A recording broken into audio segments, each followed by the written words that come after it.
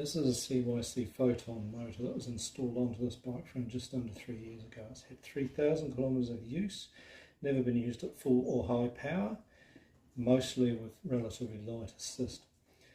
The output clutch or bearing appears to have failed or be failing. It's getting quite noisy and behaves quite strangely.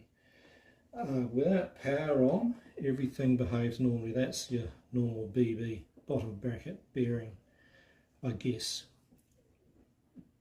behaving as you'd expect. That's quite normal. Operating this by hand, you can start to hear that it's quite noisy, and operating it reverse is exactly what you'd expect, where you're rotating the entire drive chain inside the motor casing backwards.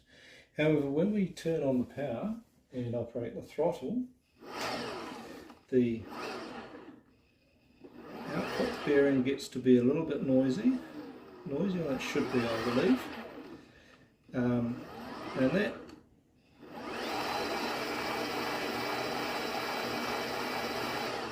is how it behaves. Now, the peculiarity is that the amount of drag on the bearing, on the crank, varies depending on the position. So if we move the crank down here, as it approaches this position, there's something completely screwed up about the output of this motor.